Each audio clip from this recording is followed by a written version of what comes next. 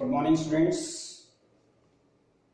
कल हमने पिछली वीडियो में एक आर्टिकल अवतल पृष्ठ के लिए अपवर्तन का सूत्र n2 minus n1 upon r equal to n upon b minus 1 upon u prove किया था, जो कि एक इम्पॉर्टेंट आर्टिकल है, बहुत इम्पॉर्टेंट है, जिसको आपने समझ लिया होगा।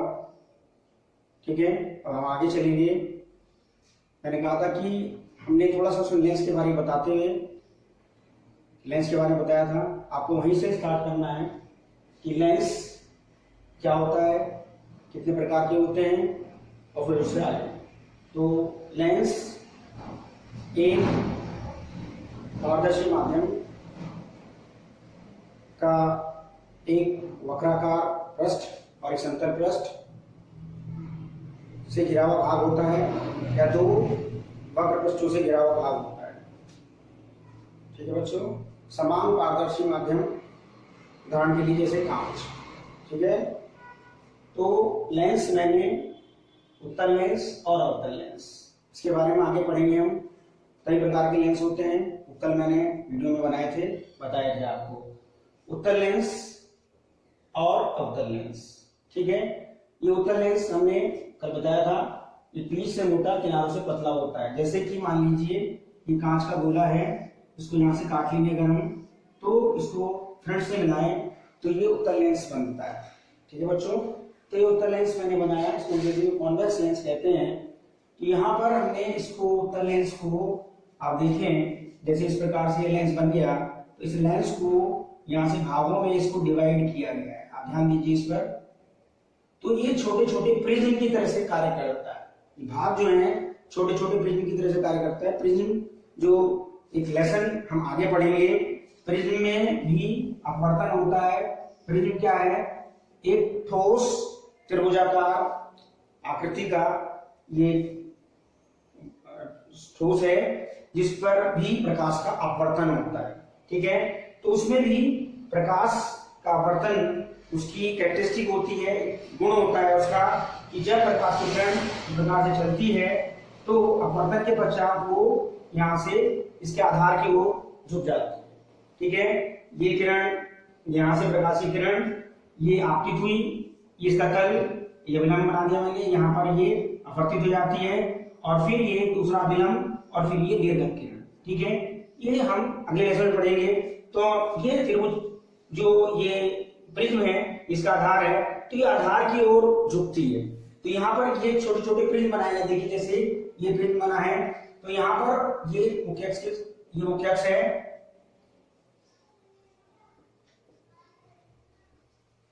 ये किरण मुख्य अक्ष के समानांतर चल रही है। और अगर इसे प्रिज्म माने तो ये इसके आधार की ओर झुकती है। ये मुख्य अक्ष है, इसलिए ये मुख्य अक्ष मान सकते हैं। इस प्रकार से दूसरी किरण फिर ये आधार की ओर झुकती है। इधर से प्रिज्म बन गया तो इसका आधार इधर है, तो ये इधर जाती है, ये प्रिज्म उल्टा है। तो कुल मिला के सारी किरणें एक बिंदु पर एकत्रित हो रही हैं। तो ये एकत्रित होती हैं, तो इस प्रकार से ये जो क्रिया इसकी कहलाती है, बहुत सारी किरणें चल रही थी जो कि मुख्य अक्ष से समानांतर हैं, ये जो क्रिया कहलाती है अभिसारी क्रिया कहते हैं इसे, अभिसारी क्रिया। इसको अंग्रेजी में कन्वर्जिंग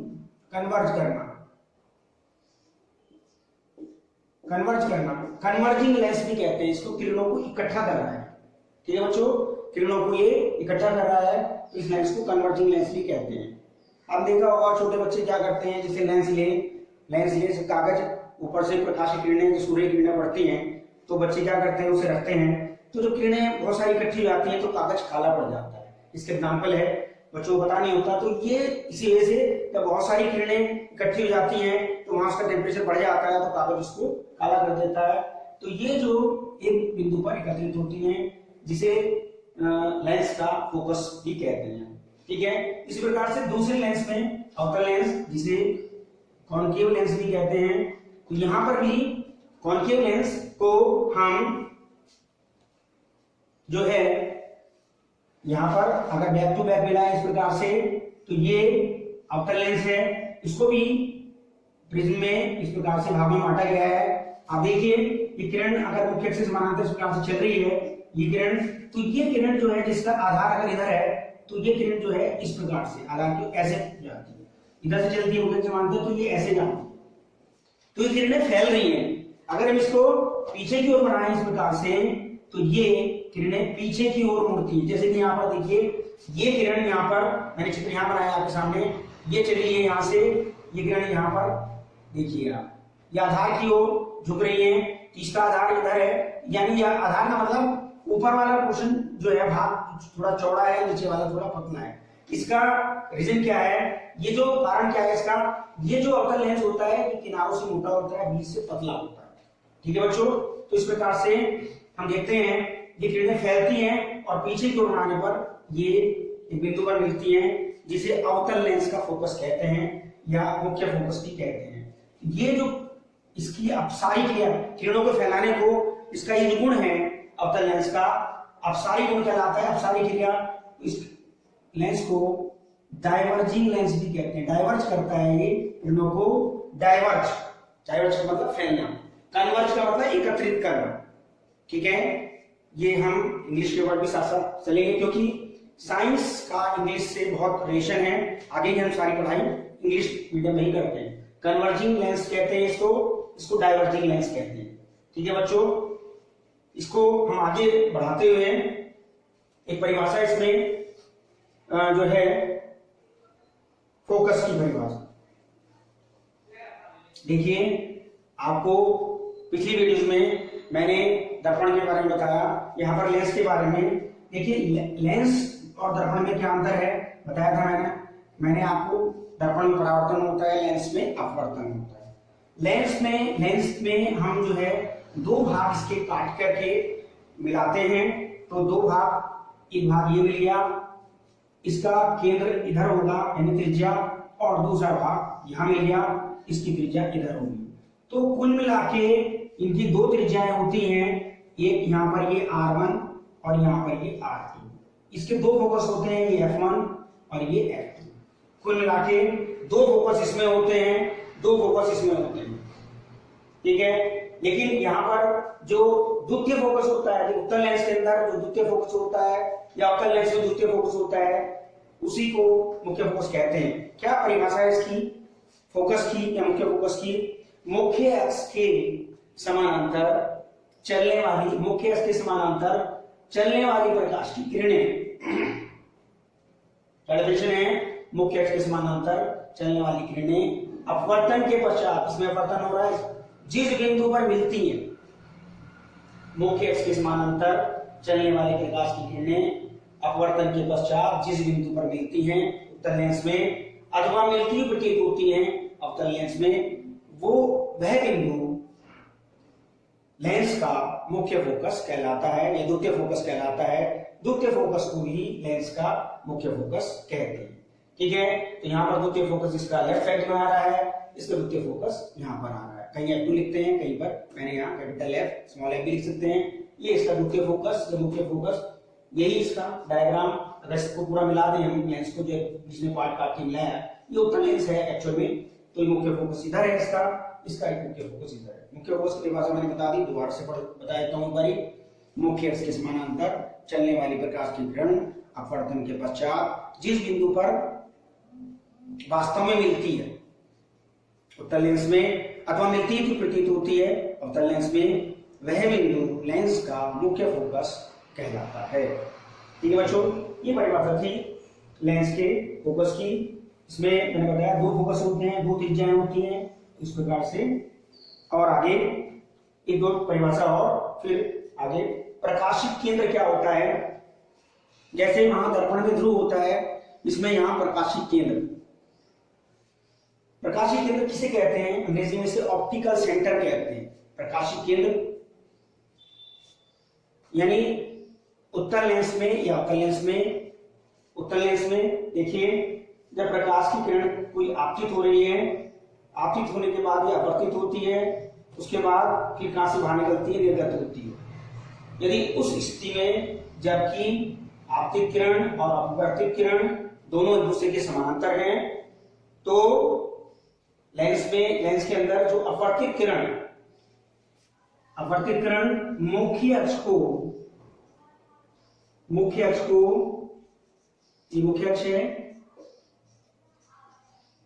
जिस बिंदु पर काटती है उस बिंदु को लेंस का प्रकाशीय केंद्र कहते हैं। इसको सी से प्रदर्शित किया गया है। दोबारा सुन लीजिए, प्रकाशीय केंद्र ऑप्टिकल सेंटर, जब लेंस में कोई किरण आपतित होती है, ठीक है, अपवर्तन के पश्चात फिर वो निर्गत किरण होती है। यदि आपतित किरण और निर्गत किरण आपस में एक दूसरे के समानांतर हैं, तो अपवर्तित किरण मुख्य अक्ष के जिस बिंदु पर काटती है वह बिंदु लेंस का प्रकाशीय केंद्र कहलाता है। ठीक है बच्चों, ये थी डेफिनेशन प्रकाशीय केंद्र की। हम आगे चलेंगे। अब इसमें लेंसों की सहायता से प्रतिबिंब का बनना। लेंसों की सहायता से प्रतिबिंब का बनना, तो पिछली वीडियो में दर्पण में भी हमने बताए थे आपको प्रतिबिंब किस प्रकार से बनते हैं। लेंस के अंदर भी जानना बहुत जरूरी है किस प्रकार से प्रतिबिंब बनते हैं। तो इसका मैंने एक चार्ट बनाया है। इस चार्ट की सहायता से हम आपके सामने प्रतिबिंब बनाएंगे। ठीक है बच्चों, उत्तल लेंस में पहले हम ले रहे हैं उत्तल लेंस में प्रतिबिंब का बनना। उत्तल लेंस में 6 स्थितियों में प्रतिबिंब बनते हैं। तो एक एक स्थिति को हम ले रहे हैं। स्थिति नंबर 1, ठीक है, इसमें भी दर्पण में जिस तरह से प्रतिबिंब बनते हैं उस प्रकार से हैं। 2-3 नियम हैं, वो मैं बोल देता हूं आपको। तो ये है मुख्य अक्ष के समानांतर चलने वाली किरण, अपवर्तन के पश्चात जो है ये फोकस से होकर जाती है। ठीक है, प्रकाशीय केंद्र से जाने वाली किरण सीधे निकल जाती है। ठीक है बच्चों, इसे इन्हीं नियमों के अंतर्गत हम इसके प्रतिबिंब बनाएंगे।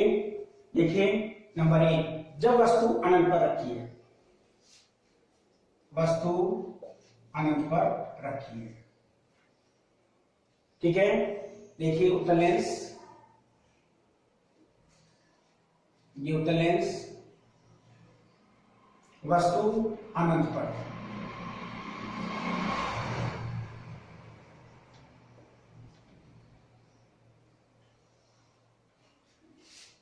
ये किरण यहां से चली, प्रकाशित केंद्र से होकर जाती है। दूसरी किरण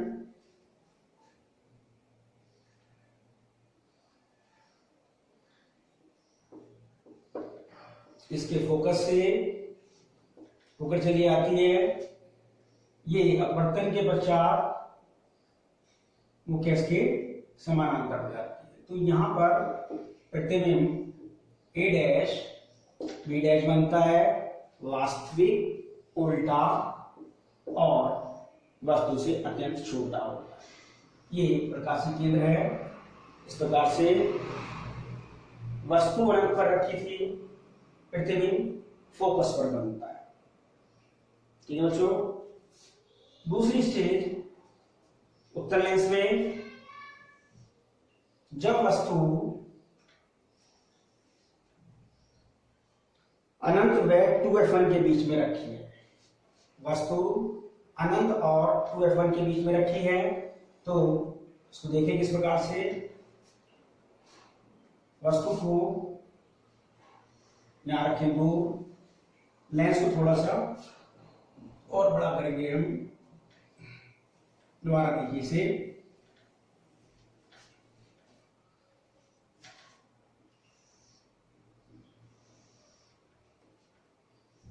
इस प्रकार से वस्तु यहां है। ये चलिए प्रकाशीय किरण A B, अपवर्तन के पश्चात फोकस से होकर जाती है। दूसरी किरण प्रकाशीय केंद्र से, तो ये प्रतिबिंब बन गया A डैश B डैश। इस प्रकार से वस्तु ये F1 है, ये 2F1 है, C ये फोकस और ये 2F। F और 2F के बीच में बन रही है प्रतिबिंब वास्तविक उल्टा वस्तु से छोटा बनता है। दूसरी स्टेज। नंबर 3, जब वस्तु 2F1 पर रखी है, देखिए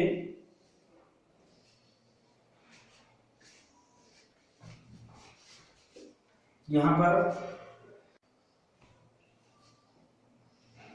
T63 में जब वस्तु 2F1 पर रखी है, ये 2F1 है, ये F1 है, तो मुख्य एक्सिस से समांतर चलने वाली किरण फोकस से ऊपर जाती है, दूसरी किरण प्रकाशिक केंद्र से ऊपर जाती है। दोनों किरणें मिलाने पर अपवर्तन के पश्चात जिस बिंदु पर मिलती हैं वो बिंदु जो है ये है 2F पर बनता है प्रतिबिंब A', B'। ये प्रतिबिंब वास्तविक होता है, उल्टा होता है, वस्तु के बराबर होता है। यहाँ पर सी लिख सकते हैं। तो इस प्रकार से ये 3 स्टेज हो गई। आखिरी स्टेज दोबारा सुन लीजिए। वस्तु 2F1 पर रखी थी, मुख्य एक्सिस से समांतर चलती है किरण, इसके फोकस से ऊपर जाती है, दूसरी किरण प्रकाशिक केंद्र से जाती है, सीधी निकल जाती है। दोनों किरणें एक दूसरे को लेंस के दूसरी ओर बिंदु 2F पर काटता है प्रतिबिंब A', वास्तविक उल्टा वस्तु के बराबर प्रतिबिंब बनता है। 3 स्टेज हो गई। चौथी स्टेज, जब वस्तु रखी है 2F1 व F1 के बीच, देखिए आप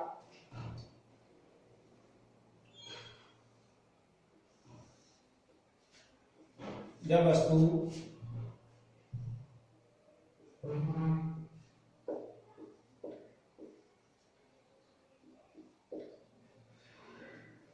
F1 2F1 के बीच में रखी है, तो ये फोकस से भी जाती है किरण, दूसरी किरण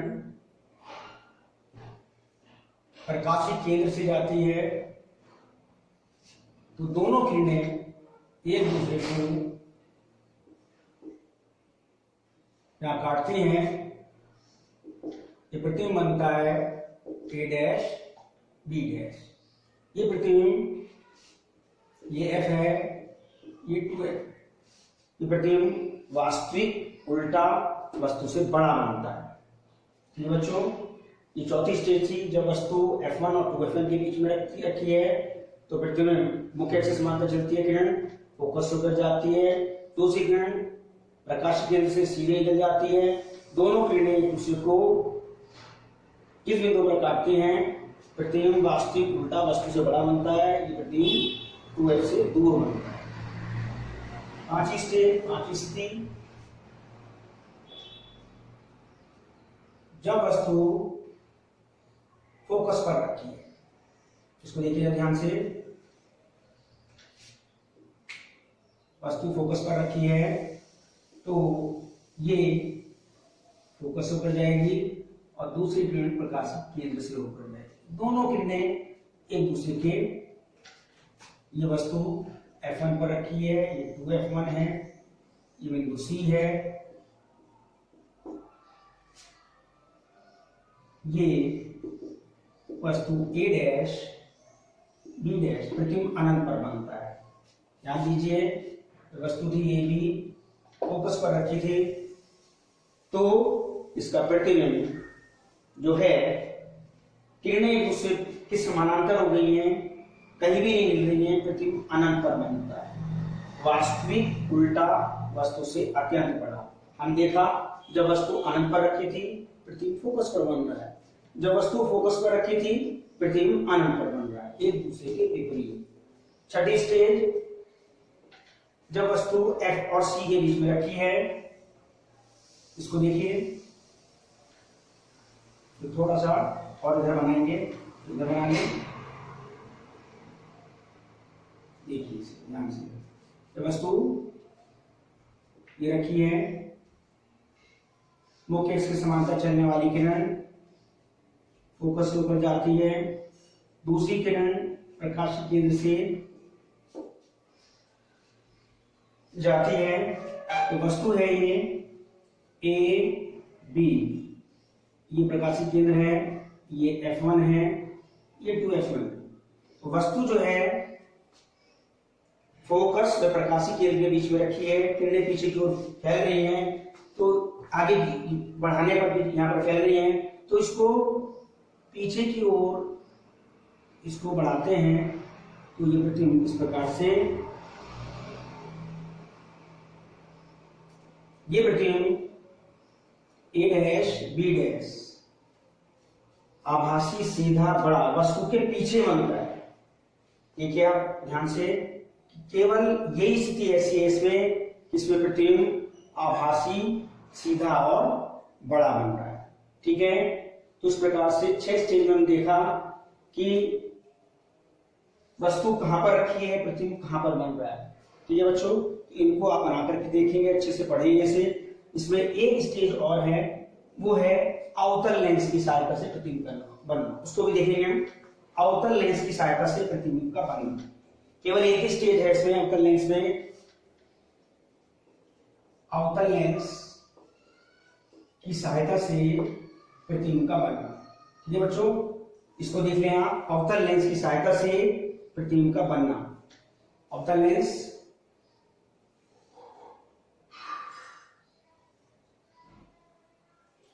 लेंगे हम इस प्रकार से,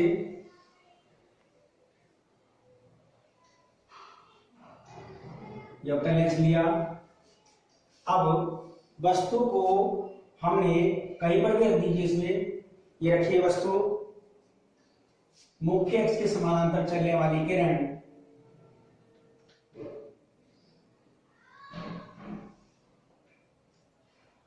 मुख्य अक्ष के समानांतर चलने वाली किरण ये फोकस से जाती प्रतीत होती है। ये ऐसे अपवर्तित होगी, तो इसको ऐसे करेंगे हम, फोकस से जाती प्रतीत होती है, ये फोकस है इसका। तो इस प्रकार से दूसरी किरण प्रकाशीय केंद्र से सीधी निकलती है, इस प्रकार से। तो आप देखें, ये वस्तु है AB, इसका प्रतिबिंब बनता है ये A डैश B डैश। ये A डैश B डैश प्रतिबिंब जो है, वस्तु AB आप कहीं पर भी रख दीजिए, मुख्य अक्ष के समानांतर चलने वाली किरण अपवर्तन के पश्चात आधार की ओर जाती है, यानी फैलती है, अपवर्तित हो जाती है, पीछे की ओर बढ़ाने पर ये फोकस से जाती हुई प्रतीत होती है। लेकिन दूसरी किरण प्रकाशीय केंद्र से जाती है इस प्रकार से। तो ये दोनों किरणें एक दूसरे को बिंदु A डैश B डैश पर ये काटती प्रतीत होती है, बिंदु B डैश पर। तो A डैश B डैश आभासी सीधा और छोटा, तो इसका प्रतिबिंब इसमें हमेशा आभासी सीधा व छोटा प्रतिबिंब अवतल लेंस में बनता है। बच्चों, अभी हम लेंस के द्वारा प्रतिबिंब का बनना देख रहे थे। हमने 6 स्टेज, उत्तल लेंस से प्रतिबिंब का बनना, वस्तु कहाँ रखी है, प्रतिबिंब कहाँ बनता है देखा। इसी प्रकार से अवतल लेंस में केवल वस्तु को कहीं भी रखिए, एक ही तरह से प्रतिबिंब बनता है, वस्तु और प्रकाशित केंद्र के बीच में हमने देखा। ठीक है, तो इस प्रकार से हम आगे लेसन में चल रहे हैं। पतले लेंस द्वारा प्रकाश के अपवर्तन का सूत्र। ठीक है बच्चों, इसमें कंडीशन, 2 कंडीशन है, जबकि दोनों के माध्यम समान है। हमने एक लेंस लिया, पतला लेंस, जिसकी मोटाई T है, L से प्रदर्शित किया। उत्तल लेंस लिया गया है, इसके दोनों ओर का माध्यम मान लीजिए हवा है, बीच में एक लेंस जो कि कांच का बना हुआ है, जिसका अपवर्तनांक n है। लेंस के एक ओर वस्तु बिंदु O पर, पॉइंट ऑब्जेक्ट बिंदु वस्तु बिंदु O पर रखी है। लेंस की वक्रता त्रिज्याएं क्रमशः R1 और R2 लेंस के पृष्ठ P1 और P2 से प्रदर्शित किए गए हैं। लेंस की मोटाई T है, लेंस का अपवर्तनांक n है। ठीक है, प्रकाश की किरण बिंदु O से चलती है, लेंस के प्रथम पृष्ठ पर पृष्ठ P1 से टकराती है। ठीक है बच्चों, जिसका आभासी प्रतिबिंब दूसरी ओर I डैश बनता है। क्या बताया मैंने आपको? बिंदु वस्तु O से चलने वाली प्रकाश की किरण लेंस L से के पृष्ठ P1 से टकराती है और अपवर्तन के पश्चात लेंस के दूसरी ओर इसका आभासी प्रतिबिंब बिंदु I डैश पर बनता है। यह आभासी प्रतिबिंब दूसरे पृष्ठ के लिए वस्तु का कार्य करता है और दूसरे पृष्ठ P2 से इसका वास्तविक प्रतिबिंब बिंदु I पर बनता है। ये इसका किरणें किस प्रकार से चल रही है बताया मैंने आपको। अब इसमें प्रथम पृष्ठ से वस्तु की दूरी से प्रदर्शित किया गया है। लेंस की मोटाई T है, इसका आभासी प्रतिबिंब ये दूरी इसकी जो I डैश की दूरी है प्रथम पृष्ठ से मान लीजिए V डैश है और जो अंतिम प्रतिबिंब बनता है उसकी पृष्ठ P2 से दूरी V के बराबर है। पिछले वीडियो में हमने अवतल पृष्ठ के लिए अपवर्तनांक का सूत्र पढ़ा था। वो सूत्र है n-1/r = n/v - k1/v। ठीक है, इस सूत्र को हम लेंगे। ये सूत्र है अवतल पृष्ठ पर या उत्तल पृष्ठ पर हमने पृष्ठ लिया था, उस पर अपवर्तन के लिए सूत्र n/v - 1/u = n-1/r ये सूत्र लिया था। तो प्रथम पृष्ठ के लिए हम ये सूत्र इसमें अप्लाई करेंगे। पृष्ठ P1 के लिए देखिए आप, ये हो जाएगा n v के स्थान पर ये दूरी v डैश है तो v डैश आना चाहिए। यहाँ आएगा 1/u = n-1। प्रथम पृष्ठ की त्रिज्या वक्र त्रिज्या r1 है, यहाँ पर r1 आना चाहिए। ये हो जाएगी समीकरण नंबर 1। क्या बताया मैंने आपको? प्रथम पृष्ठ के लिए हमने ये अवतल पृष्ठ या उत्तल पृष्ठ के लिए जो हमने सूत्र लिया था उस सूत्र के अकॉर्डिंग हमने ये यहाँ पर लिख लिया। ठीक है बच्चों, अब मैंने आपको बताया कि ये जो आभासी प्रतिबिंब बनता है ये दूसरे पृष्ठ के लिए वस्तु का कार्य करता है।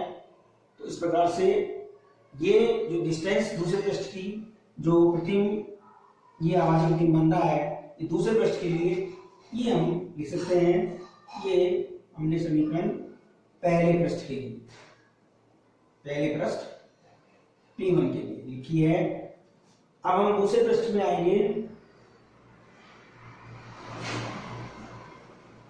दूसरे पृष्ठ P2 के लिए यहां पर u जो है आप देखिए ये distance v dash minus t, चूंकि लेंस की मोटाई t है, हमने ये डिस्टेंस जो दूरी ली थी इसकी प्रथम पृष्ठ से ली थी, अब दूरी हमें द्वितीय पृष्ठ से लेनी है तो वस्तु v डैश माइनस t। इसके अलावा जो v का मान है यहाँ पर v = v के स्थान पर v ही लगेगा, इसके लिखने की हमें आवश्यकता नहीं है।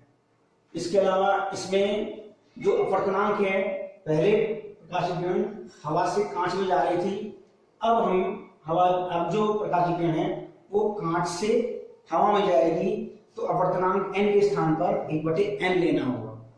ठीक है बच्चों, उसके अकॉर्डिंग हम इसमें लिखेंगे दूसरे पृष्ठ के लिए। अब देखिए क्या हो जाएगा, n के स्थान पर मैंने लिखा 1/n बटे v डैश के स्थान पर v आ जाना चाहिए माइनस 1/u। मैंने बताया यहां पर u के स्थान पर ये आ जाएगा v डैश माइनस t। अब ये दूसरे पृष्ठ के लिए कर रहे हैं हम, तो ये हो जाएगा 1/n माइनस के 1 और दूसरे पृष्ठ के लिए है तो वक्र त्रिज्या हो जाएगी r2। ठीक है बच्चों, हम यहाँ पर एक काम कर सकते हैं, मानते हुए चूंकि लेंस पतले लेंस के लिए मैं लिया है ये, तो ये v डैश ये u की जो वैल्यू है ये अप्रोक्सीमेटली 30 में से हटा सकते हैं, that is equal to v dash. Approximate value v dash के इक्विवेलेंट ले लेंगे। और दूसरा इस समीकरण को मान लीजिए समीकरण नंबर 2 है, इसको हम n से गुणा भी करेंगे साथ साथ। तो यहां पर इसको अप्रोक्सीमेटली v डैश इस t को छोड़ देंगे तो v डैश आ जाएगा और n से मल्टीप्लाई कर देंगे। तो देखिए समीकरण क्या बन जाती है n से मल्टीप्लाई कर दें तो n बटे n और बटे v माइनस के n हो जाएगा v dash is equal to 1 minus n upon r2। अब इसमें हमें n से n कट जाएगा। यहां पर ये मैंने 1 लिखा, आप n अपॉन n लिख सकते थे, यहां पर भी n बटे n, तो n से n यहां कट जाएगा। तो बच्चों ये हो जाएगा 1 upon v n upon v dash 1 minus n और ये r2। इसको हम लिख सकते हैं 1 upon v n upon v dash is equal to, यहां पर माइनस लिखते हुए और यहां लिखे n माइनस 1 अपॉन r2। इसको लिख सकते हैं समीकरण नंबर 3। समीकरण 1 और 3 को जोड़ने पर क्या हो जाएगा, ये हो जाएगा। देखिए आप ध्यान दीजिए, समीकरण 1 ये है, समीकरण 1 की दोनों की लेफ्ट हैंड साइड लीजिए पहले, तो हो जाएगा n upon v dash minus के 1 upon u plus 1 upon v minus के n upon v dash is equal to, ये हो जाएगा n minus 1 upon r1 minus के n माइनस 1 r2। ठीक है, तो इसमें हम देख रहे हैं, देखिए हमने यहाँ पर n अपॉन v डैश और n upon 1 upon v minus के 1 upon u is equal to, दोनों में n माइनस 1 बाहर ले लीजिए, ये हो जाएगा 1 अपॉन r1 माइनस के 1 अपॉन r2। बस ये formula 1 upon v minus 1 upon u इसके स्थान पर हम ले सकते हैं, लेंस की फोकस दूरी 1 अपॉन f। तो फॉर्मूला ये हो जाएगा 1 upon f is equal to n minus 1 upon r1 minus के 1 अपॉन r2। यही फॉर्मूला हमें प्रूव करना था। ये